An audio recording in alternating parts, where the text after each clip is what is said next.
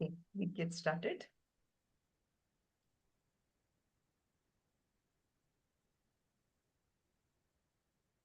Oh,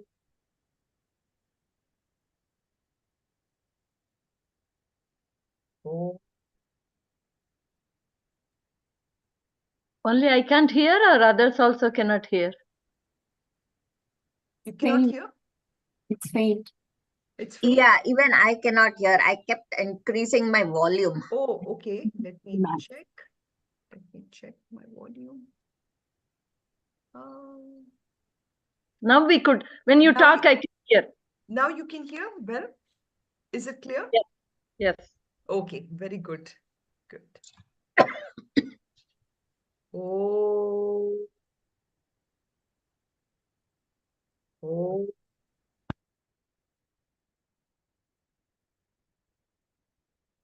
oh. ॐ सहना भवतु सहनौ भुनक्तु सह वीर्यं करवावहै तेजस्विनावधीतमस्तु मा विद्विषावहैः ॐ शान्ति शान्ति शान्तिः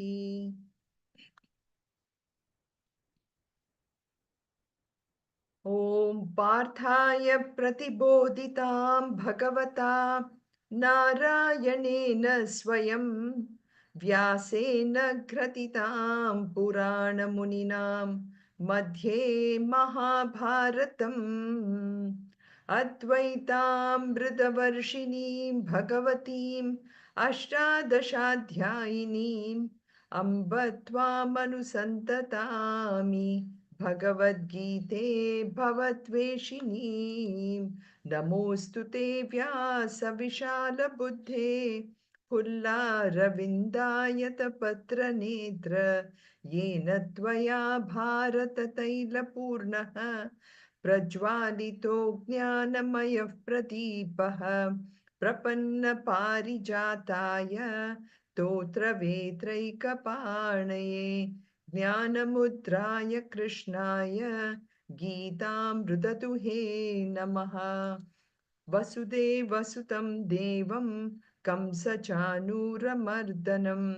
देवकी परमानन्दं कृष्णं वन्दे जगद्गुरुं सर्वधर्मान् परित्यज्य मामेकं शरणं व्रज अहं त्वा सर्वपापेभ्यः मोक्षयिष्यामि मा शुचः.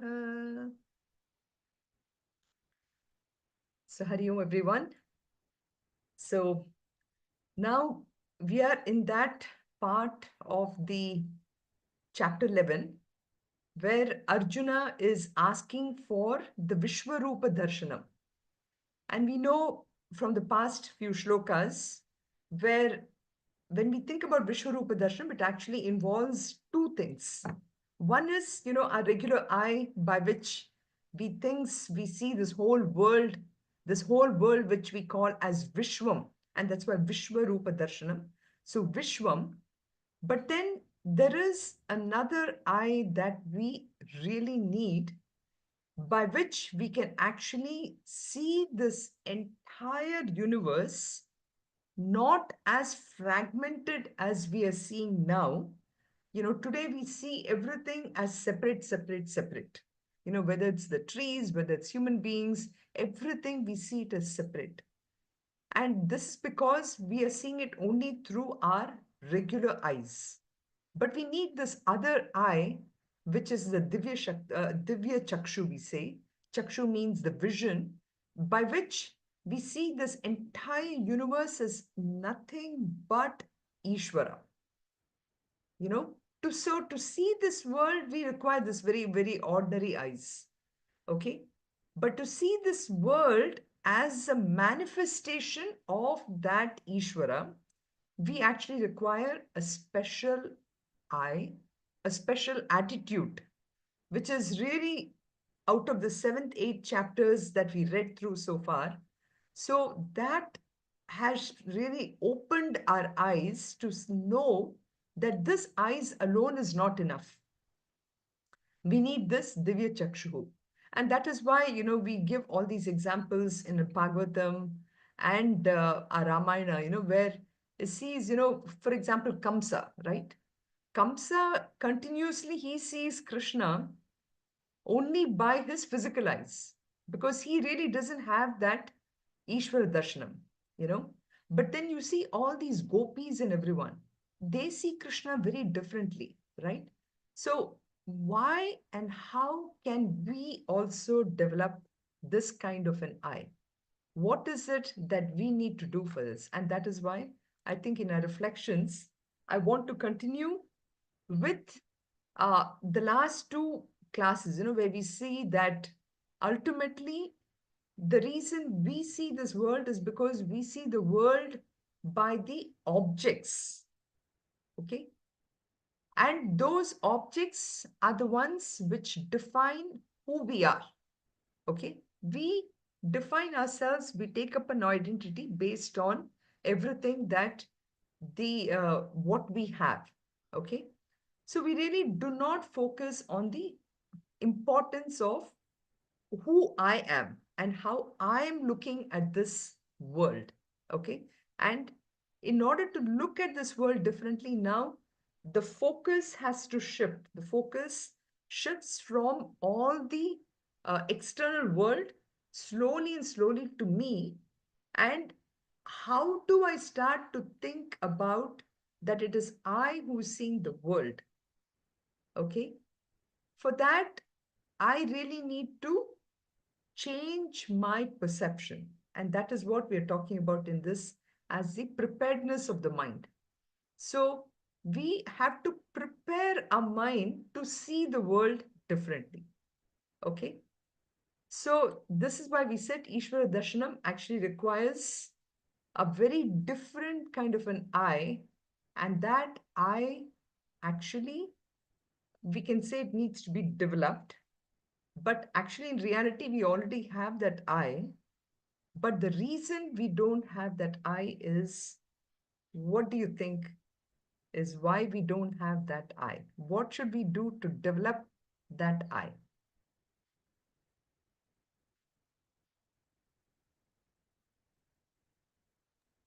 Focus inward. Focus inward, true.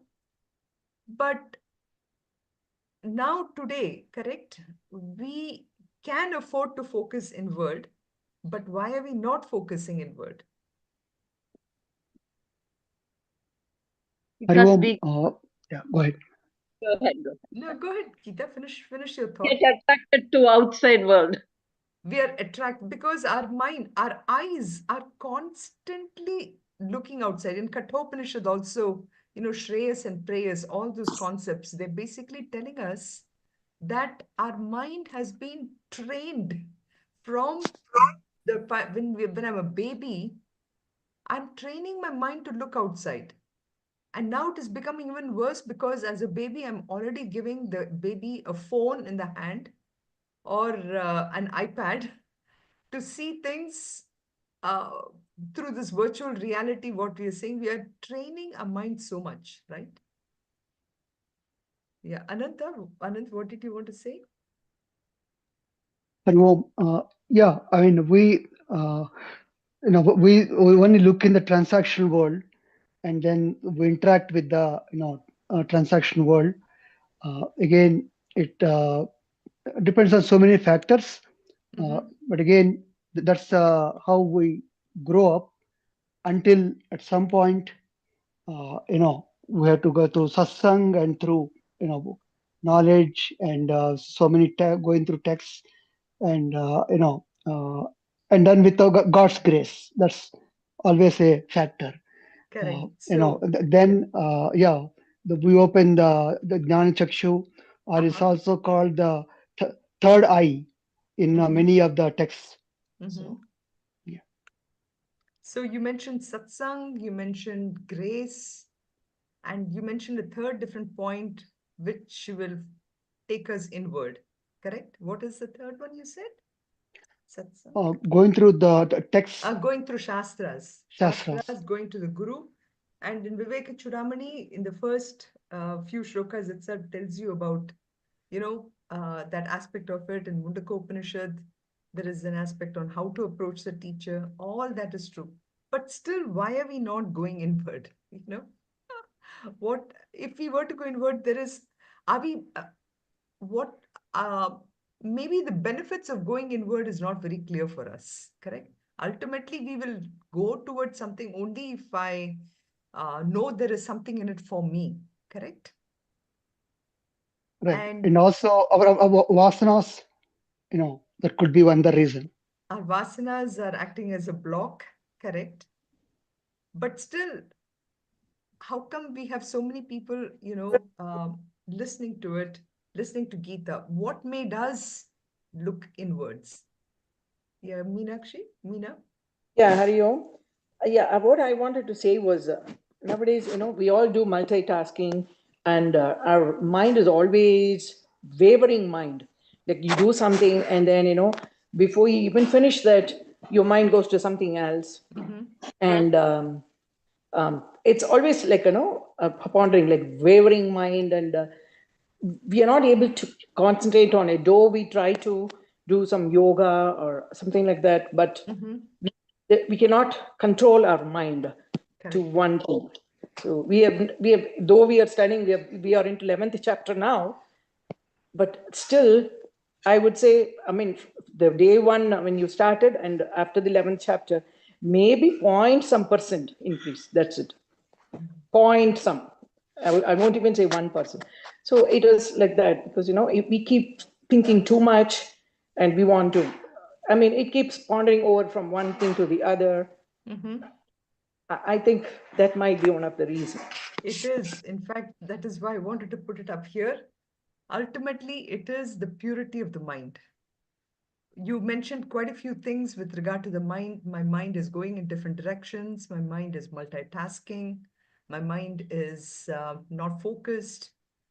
Ultimately, it is only that. It is the focus, and it is, uh, again, that is one part of it, purity of mind. In Vivek Chudami, again, there's so much of the mumukshutvam. I need to tell my mind that my goal today, for example, is not just the small, small things that I'm looking in the world, but I need to tell the mind that there is a bigger goal I need to go towards. But in order to convince the mind of the bigger goal, I have to first, in my mind, be very clear on what that goal will bring for me. Okay. So it's a whole different way of looking at things.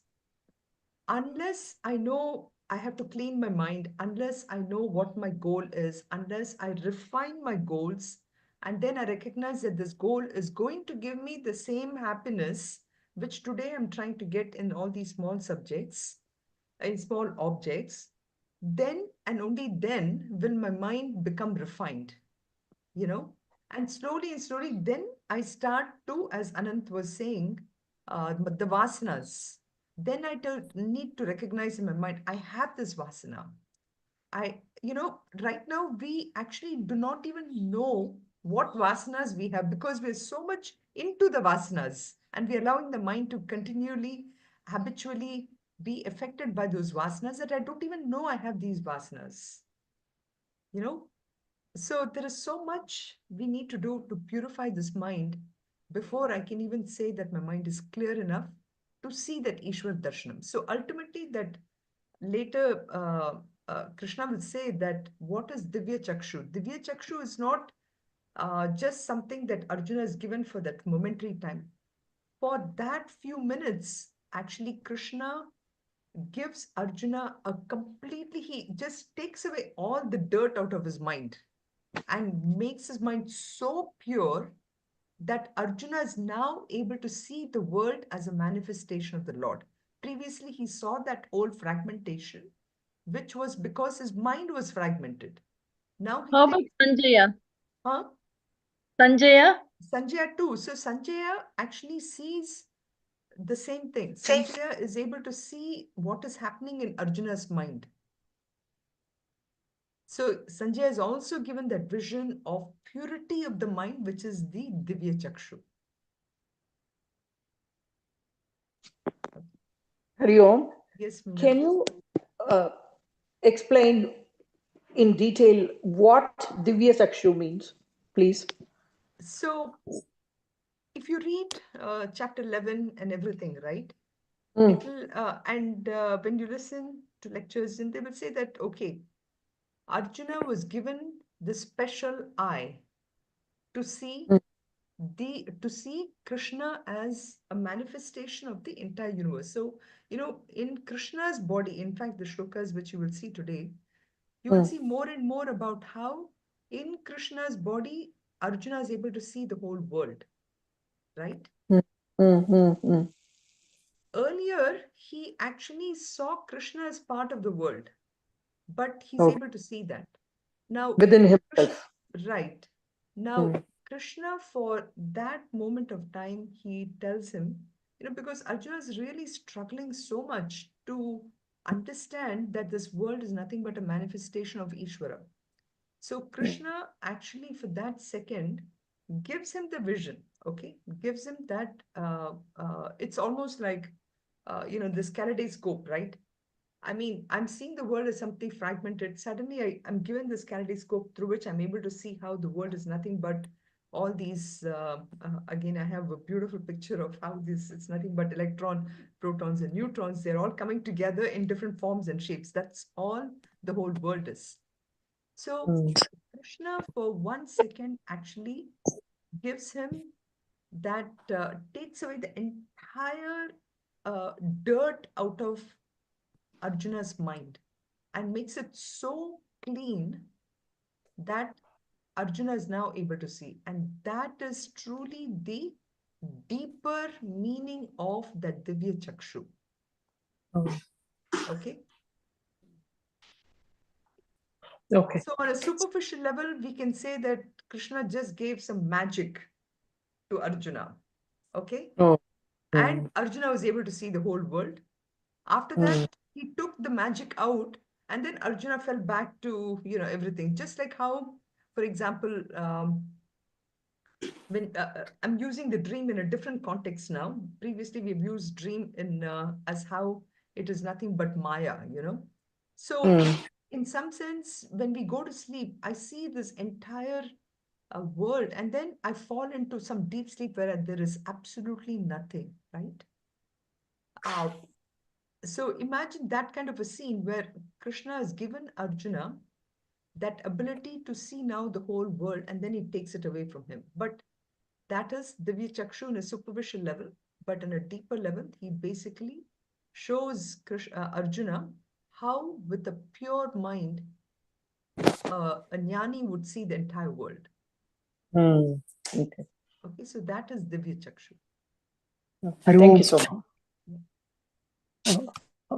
Hari Om, Yes, is it Sanita? also called the Jnana Chakshu in Yeah, you some can other call it texts? Jnana Chakshu. You can even call it the third eye.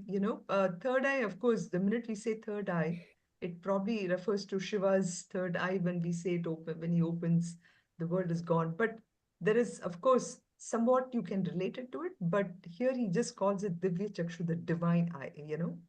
And so, Right, right. in some way, indicating also that we all are none other, we are a divine being in our own self, but we are not able to realize. So, for 1 second, Krishna is basically giving Arjuna the ability to know that he's divine, and so he can actually see. He can actually see the world. Right. And also, you're referring, removing the impurities. Correct. The Bhagavan in one of the slokas, another chapter says, Mamamaya Durandaraha. Mama So, Maya Duratyaya. yeah, so like, one won't able to pass through the Maya, and then the solution is to bow to him. Correct. Mame Veshyati, Ambeya. so Correct. one who bows to him and one who prays to him, then the Maya will be removed. Correct. Correct. Sunitha, So, I have a question. yes, Usha. So how do you qualify a pure mind? What is the gold standard for a pure mind? When you say pure mind, what exactly are we? Mind, according to me, is like a flow of thoughts or whatever. So, you know, so Yeah. so is it cessation of thought, or what exactly are we saying here? So in fact, I mean, I'm so glad you brought, I'm just going to read something I sent to Shobha, our Shobha, just 2 days ago, because I saw something on Tapon Prasad, which was so beautiful. And I'm just going to read that out to you so that way, just to, for your, this is, somebody asked Swami, that is our Swami Chinmananda, Gurudev, as to what determines the quality of thoughts. And I'm just reading that, which I sent to her, okay? Because it answers your question on what is really purity of mind, you know? So when we talk about thoughts, we just say that it is a flow, okay? A flow of thoughts is what constitutes a mind, right? But then we have to question, what is a thought? You know, what is really this mind, which we never be able to ever get to it, even by dissecting a body or anything through any kind of physical means, it's not going to do it. So what is that mind? So the mind, of course, is one thought going after the other, but what is a thought? So thought itself, actually, it belongs to the field of matter. That's what Gurudev says, you know. But it belongs to the world of subtle matter. So in Tattva Bodh, for example, if you read, you know, it talks about beautifully what is a gross world, what is a subtle world. And the gross world and the subtle world are tied to each other because they come from the same elements of matter called tanmatra. Okay. So this tanmatra is there for all of us in the either form of gross world or the subtle world. Okay. Now, when this tanmatra, subtle matter, is vitalized by prana, that's when it becomes really a thought flow or the mind. Okay. So, and anything that moves which has direction, when it is vitalized by prana, it becomes a thought flow, the mind. This my phone is not acting up. Anything that moves the direction of this is so also when thoughts move, they move in the direction of your tendencies, whether you like it or not. So the what makes this thought move now? Okay. So as we defined earlier, thought is nothing but the subtle form of the tanmatra. Okay. But what is it that is making it move is actually our tendencies or vasanas. Okay. And our mind tends to move only in the direction of its vasanas. And that is how the whole mind as a entity comes into existence. Otherwise, actually, there is no mind at all. So if we look into it that way, now ultimately when I'm sorry I'm going so deep into it, or you just triggered something for me, Usha. Go ahead. That is, now you can see there is actually, for a thought to get into a flow and to form a mind, there has to be a vasana which is directing that flow of thoughts. So a mind that is free of vasanas would be then called as a refined mind. And when that mind is so pure, there is actually the entire world itself, quote unquote, disappears. What do we mean by that? Basically, our perception of the mind, or I'm sorry, our perception of the world is now disappears. And because my mind itself has not created a division is created in our mind again because of our vasanas. Our vasanas dissects this thought flow into so many different directions. And that is why that also this multitasking, all this happens. But when the mind is very clear, that completely brings about a decessation of your thoughts. And at that mind, it is one with the world, and you entirely see this world as nothing but a homogeneous form, not as a heterogeneous form. That is what this mind is doing. So ultimately, it is our mind that is really creating this perception on how we look at this world. I have a question. Does that, before you come to the question, Geeta, Usha, does that help? Not really, sorry. Okay, Uh, what part yeah. of it? Because I'm still trying to grasp what exactly do we mean by pure mind? Like, how can we not have thoughts? How can we not? Thoughts are just, like, to me, I can just watch my thoughts like going like a train. If I hop on the train in that particular compartment with a thought and I'm engaging with it, that's not the right thing to do. But just let the thoughts go by, because thoughts are never going to stop. That when you're saying it's going to stop and you see the whole world as a homogeneous one, to me it's like, when will I even get to that state? Or even if I get to that state, how long will I be in that state? It's like, it's like the excited state and you have to come back to ground state. So you're never going to last long in that kind of a state. So is this ever going to happen? And is this, that's where I'm thinking about. That's what I'm thinking about. My question was same. Great. Great. When it ever happened. It actually, it does happen, Usha, by the the practical way in which we do with our mind, with our world too, is when can I really focus my mind in leaving out all the unwanted stuff from what my mind is used to today, you know? And this being the new year, we always talk about, what are the things that I can just clean up my own house? So here we're cleaning up a house of our mind, In my mind, can I start making certain, a list of all the unwanted things that I can afford to give up? That would be the simplest way where I would get to the purity of mind. What happens to the effect of vasanas? The effect of vasanas is reason why we are multitasking. For example, it is the effect No, of the how do we erase that vasana? I know we can First- erase the Right. First of all, we recognize that I have this particular vasana. It starts with recognition of that vasana. Simple thing is, even though we keep giving this example of coffee and everything, but so long as I can have this coffee, and when I don't have the coffee also, I'm okay with it. If I can come to a grip of it, I understand that I'm not controlled by the vasanas. Right? So point is, I have to think to myself, are my vasanas controlling me, or I'm in control of the vasanas?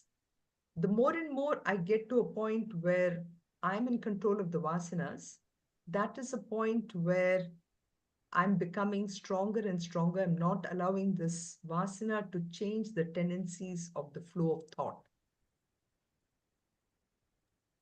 Can we control the vasanas? Of course, 100%, 100%. We can. In fact, very fact that we are listening to Bhagavad Gita where we could be doing some other things indicates that I have a stronger vasana for Bhagavad Gita, which is allowing me to listen to something different.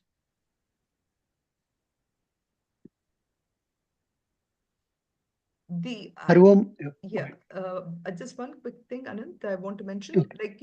Vivekananda's birthday just got over, and I remembered about how he was able to focus his mind. It's only by the focus from many, many thoughts, bringing it to one thought or lesser number of thoughts is some way this control of your vasanas, When I'm able to control my vasanas, there's very few things that will disturb my mind. Yeah, Anand? Yeah, is another way of refining the mind and controlling thoughts is it ananya sintayanto mam yajana paripaste tesham ichcha bhiktaram yogakshamam vahamyam.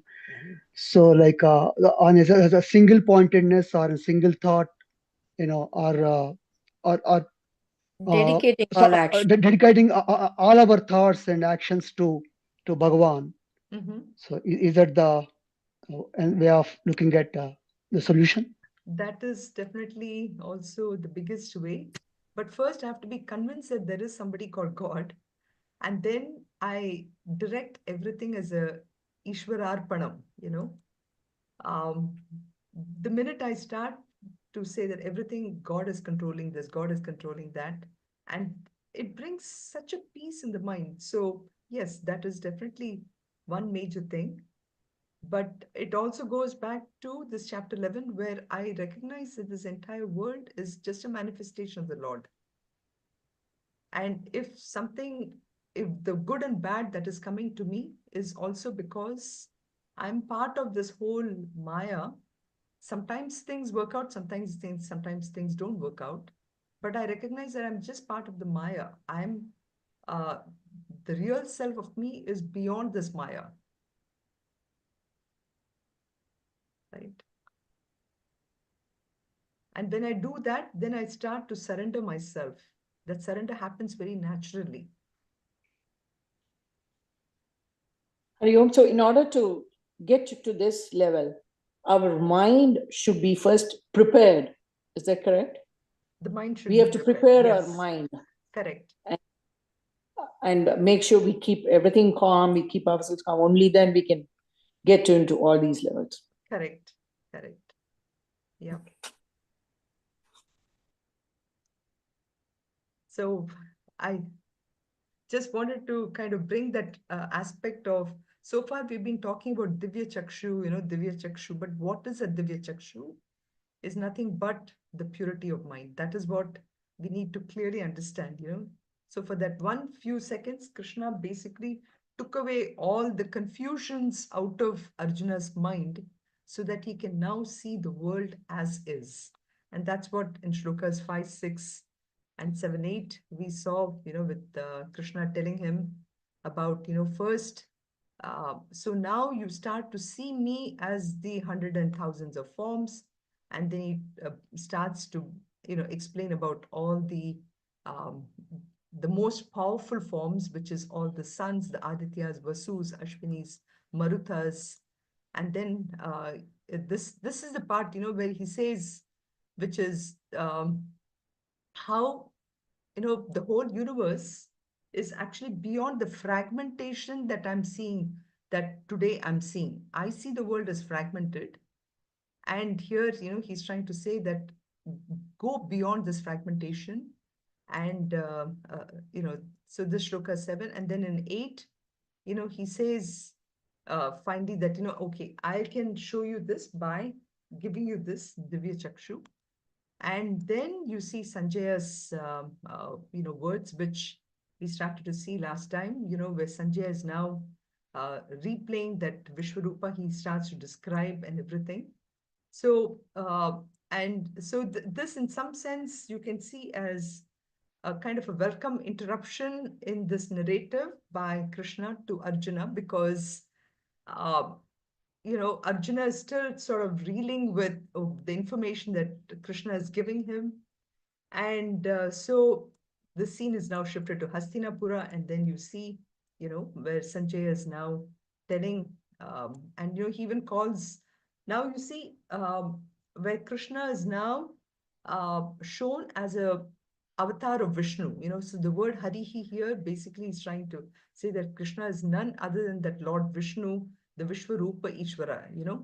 So that is the use of the word this, and then he uses one more descriptive here, which is Mahayogeshwaraha, that is one who is beyond uh, beyond everything. So that is Yogeshwara. And then in shlokas 10 and 11, he basically sketches a broad outline of what he wants to cover step by step. He gives, all the things that Krishna is trying to show, the vastness of the whole of the whole world. So that's why 10 and 11 and 12 almost, they're all together, which now Sanjay is describing to the king about, what Arjuna is seeing uh, in in Krishna. So what is he seeing? Which is, he sees huge number of mouths and ears, eyes, and great sights. and this Divya Abharanam, and then the divine weapons, and then he sees the divine garlands, and then he sees the divine perfumes. Everything, everything is like superlative things that he's using out here, in all this. And then finally, in the last shloka, which we saw last time, which is the Divya Surya Sahasrasya. So, I mean, he's really desperately, Krishna is trying to give Arjuna the highest form of himself. And the closest that he can come to is, really the sun. And he says, just like the sun has such a brilliance. Now, imagine if there were 1,000 suns. Even then, the brilliance would not be equal to what uh, his brilliance is. That's what he's trying to come in all over here. So this is where we finally ended up, finishing it, or that it's a Surya. And he's trying to say that even if so many suns were to rise up simultaneously, not one by one, but simultaneously, then even then, it would not really compare to the extent of his brilliance. So that was where we finished. So from shloka number 13, we see how he's trying to, in fact, 13 is probably the last of the set of shlokas here, where he's saying, so Arjuna is now kind of overwhelmed by the sheer kind of vastness of Ishvara's form, right? There's so much going on here. There's so many shapes, so many forms that, I'm sure Arjuna is like totally confused. Where do I look? Everywhere he just sees all these forms and like, I guess again, as a simple example, I'm just thinking, when we go to the movie theater, right? We see so many shapes and forms and everything's of the whole story of the movie, which is projected on the screen, right? But then what happens? At some point, we forget that there is a screen and we get so engrossed in this whole thing. But ultimately, it is nothing but a projection on that screen, right? So think about it that way. So that is how Krishna is also trying to show here. He's saying ultimately it's just me alone. In me, all these forms are nothing but projected. So he sees in that, so he's telling Arjuna that, and Arjuna is now seeing that entire universe with the earth, sky, all this, in that one particular screen. So that vastness is how, he's captured. And in some sense, you can see in Bhagavatam, right, where you see Yashoda at one point when Krishna is, has his mud in his mouth, and she asks him to open the mouth. And what does she see there? That is a Divya Chakshu also, right? So Yashoda is able to see in Krishna's mouth that entire universe, that Ishvara form. So again, showing the purity which is needed in order for us. So Sanjaya now continues with his description for Arjuna in that in his infinite body, it can be taken as just a space for the infinite. In that infinite, you're seeing all that finite thing. So we'll just chant the shloka and then we'll just go through the meanings. Tatraikastam jagat kritsnam. Tatraikastam jagat kritsnam. Pravibhaktamanekadha. Pravibhaktamanekadha. Apashya deva devasya. Apashya deva devasya. Sharire pandavastada. Sharire pandavastada. So he says, Tatra ekastam jagat kritsnam. So that just Tatra there, resting there, in one, the whole universe is divided into all its infinite parts. So I'm sure you can read this to one of the previous shlokas, which I'll put it up again so that you can see the connection. Apashyat Pandavaha tada sharire deva devasya. So he was then able to be held by the son of Pandu in that one body of the God of gods. Deva devasya, Lord of lords. He's able to see Pravibhaktam, the many divisions. So Jagat Ekastam Apashyat. Arjuna is seeing the entire universe resting in this one infinite body of the world. So the seventh shloka, basically, where he shows that fragmentation, right? So now that same thing, you can see how Arjuna is seeing that fragmentation or the fragmented parts in the body of Krishna itself. So this is the division which he's talking about. And Deva Devasya Sharire. So Deva Devasya Sharire, the body. When we say Sharira, we cannot really look at Krishna as, the 5 feet or 6 feet of Krishna's limited body. Of course, we can never, never accommodate this entire universe in that one thing, just like how we see in our atlas, the round atlas that we have sometimes in our houses. Um, we see the entire thing, right? So it's something like that. Here he is seeing this. And now the only thing is that by the Divya Chakshu, Arjuna is able to see that very same world as something totally different, which is being blessed by Deva Devasya Chakshu, which he sees the Vishwarupa.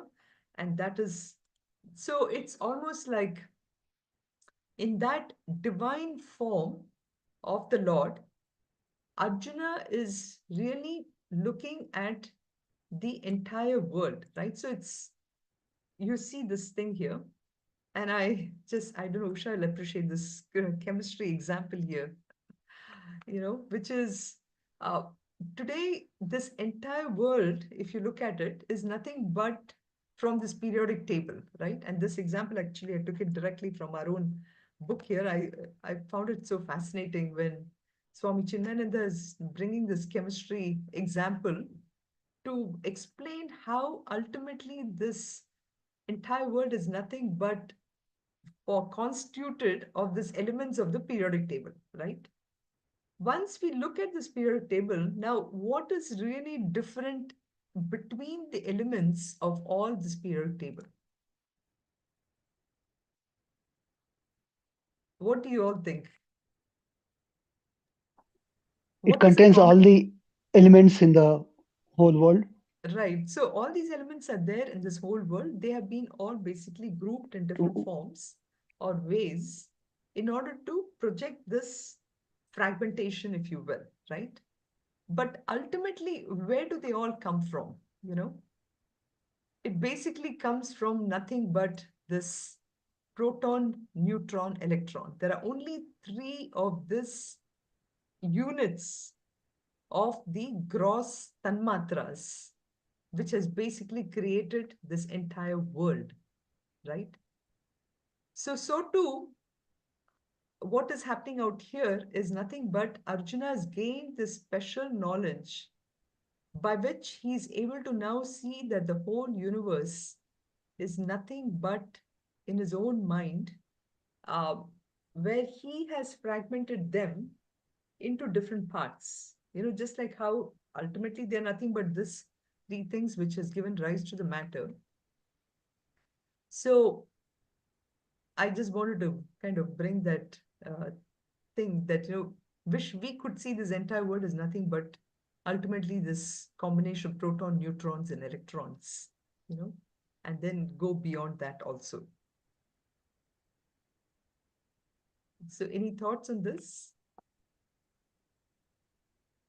The same way, the whole human body is made up of the 5 Mahabhutas, Correct. right? But again, Yes. here we see in the universal form, which is Panchikarana RNA, which are all came together Mm-hmm. in a huge form or a universal form. Mm-hmm. So, and whereas in the periodic table we got these 3, uh, you know, this came together to form this whole set of elements. Correct. So ultimately, see, this entire world is nothing but a combination of this proton, neutrons, electrons in some form or the other, right? So, um, in our own mind, if I can think that way, that ultimately this entire world is nothing but that Ishvara's manifestation, it would be so good, So anyway, so I just wanted to bring that example from the book, which I was reading it, and I thought uh, it was so profound in taking what we learn. But again, it's the mind which creates that fragmentation, right? So up to this, up to this shloka, we now see Arjuna is like really being exposed to looking at Krishna in a different way. And, he's kind of almost in a kind of a shock. So Sanjay is painting this wonderful picture of Arjuna's reaction to this sort of an earth-shattering event. So he is like having goosebumps, and he's filled with so much of awe, so much of wonder, I would say.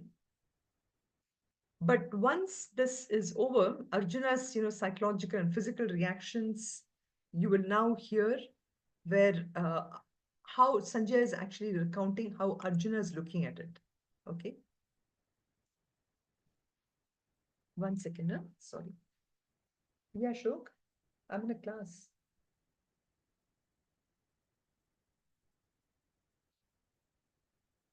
ततः स विस्मयाविष्टः ततः स विस्मयाविष्टः हृष्टरोमा धनञ्जयः हृष्टरोमा धनञ्जयः प्रणम्य शिरसा देवम् प्रणम्य शिरसा देवम् कृताञ्जलिरभाषत कृताञ्जलिरभाषत.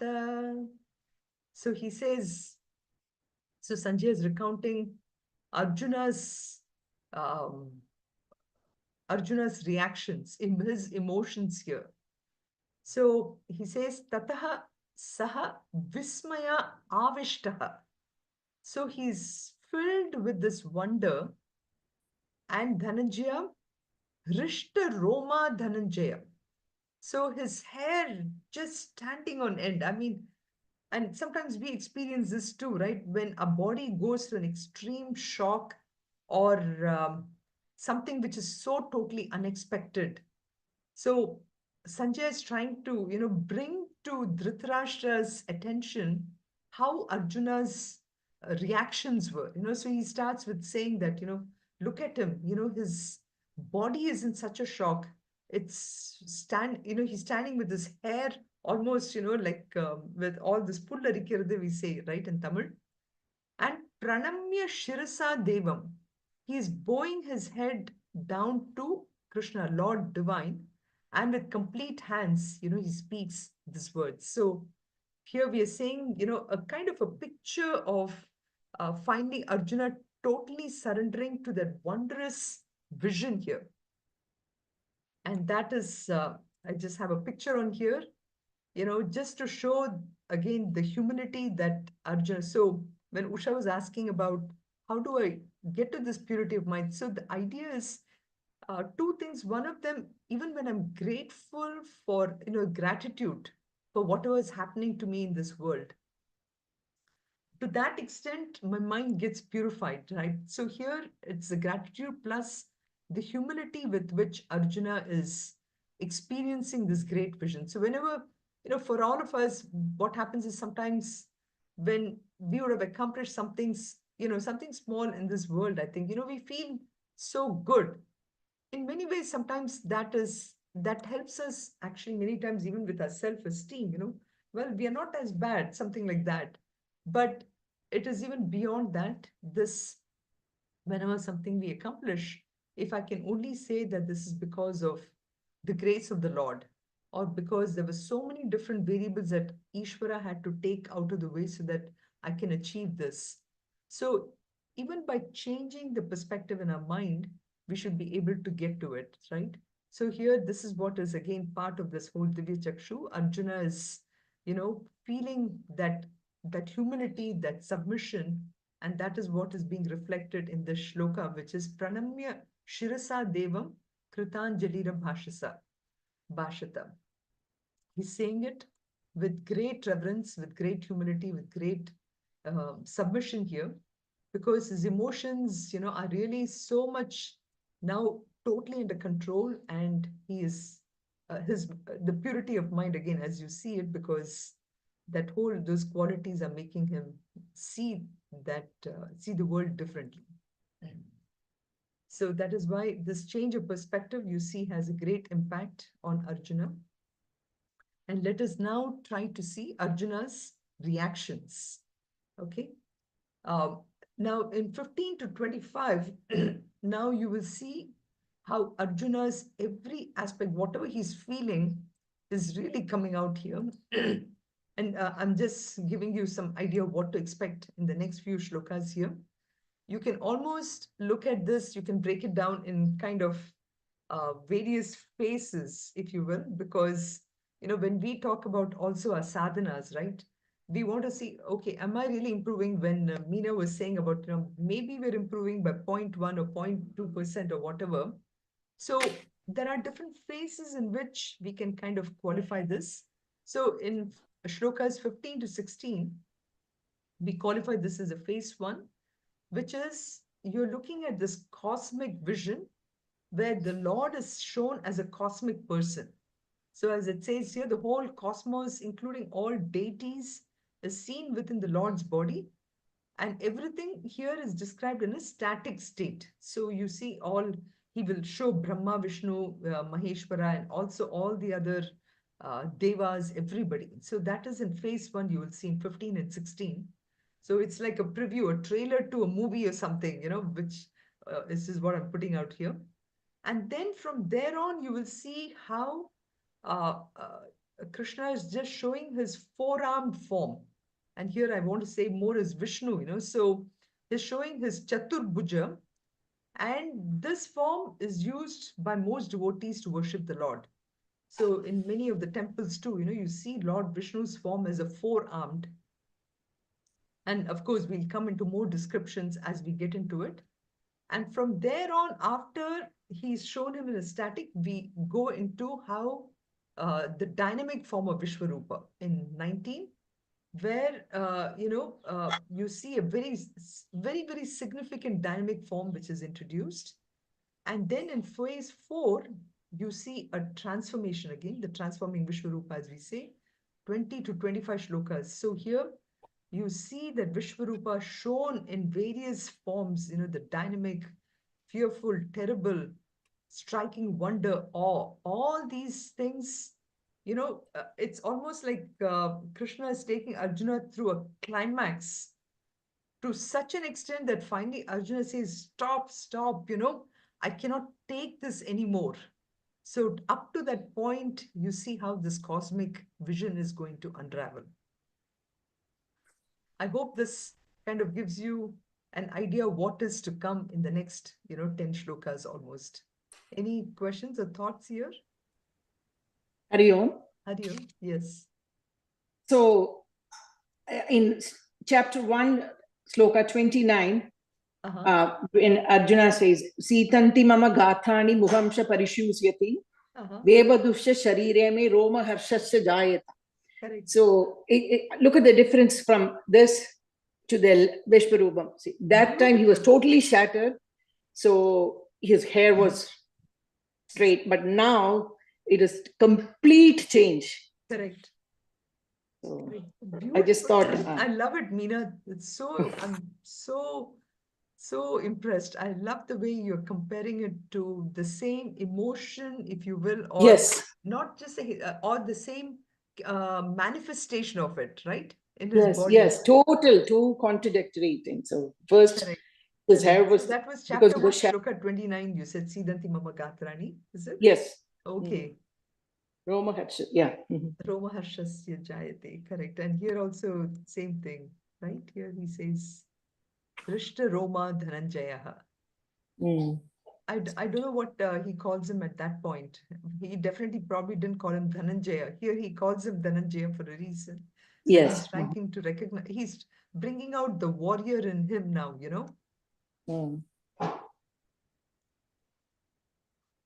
So let's, so you will see now in this shloka 15, Arjuna is really coming out of his silence. So far, he was just experiencing all this. And you will see that these shlokas, the speed at which we are chanting is also changes. It is actually in line with the emotion that Arjuna is going through. So I just wanted to point out that change in the meter of the shlokas itself. Okay.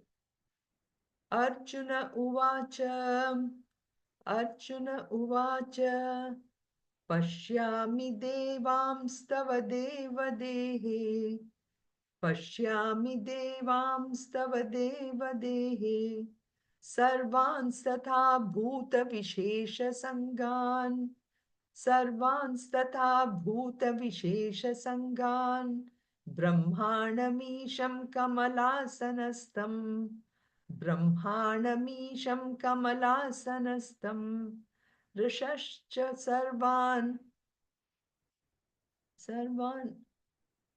Anugramscha Divyan, Rishishcha Sarvan Anugramscha Sadivyan. So here he's saying, Pashyami Devan. I see all the gods, O Lord, in your body. Tava Deva Dehe. Pashyami, Aham Pashyami Dev. Pashyami Devan, Tava Deva Dehe. Sarvan Tatha Bhuta Vishesha Sangan. So not only do I see all the devas, but I'm also seeing all the host of beings of various classes. Again, showing that, this is again Arjuna's description here. Brahmana Isham Kamalas Asanastham. So you see, he's saying that I'm seeing Brahma and then Isham referring to Shiva, and then Kamala lotus, Asanastam referring to Vishnu. So you see, he's referring to Brahma, Vishnu, Maheshwara here, and all the Rishim cha Sarvan, Uragan cha Divyan. So he's seeing all the rishis as well as all the Uragan, which is the celestial serpents. So he's saying, I'm able to see all these in your body. So amazing, isn't it, that he's trying to show so much out here. So he's endorsing the comparison, first in a previous thing where, we had compared the Lord to the brilliant suns, right? So here now he's trying to, Arjuna is starting to show about the description of not only the big things, but also he's able to see that entire universe of all these beings in this world here. So I just wanted to bring some pictures here because no amount of words by itself will really convey this greatness of, or the beauty, the wonder that Arjuna is actually going through here. So in fact, in a much later shloka, you will actually come across this, he sees, going back to what Meena just mentioned, right? Sidanti Mama Gatrani. At that point in time, you see how Arjuna was so depressed by seeing all his teachers and everyone. So, but then now you will see, I just pulled this a little earlier, the shloka, which is actually the 26th shloka, but just to show that, he will actually start to see his own teachers, Bhishma, Drona, Suta, Putrasta, Tathasa, he will see all of them and he will try to show, he comes to grip with the same emotions, what he faced earlier, now the world, how he sees it as different, as. So the point about whole thing is then, what Arjuna sees by itself is not really that important, but we will actually go a little more deeper into what that means for us. How can we also develop this Divya Chakshu?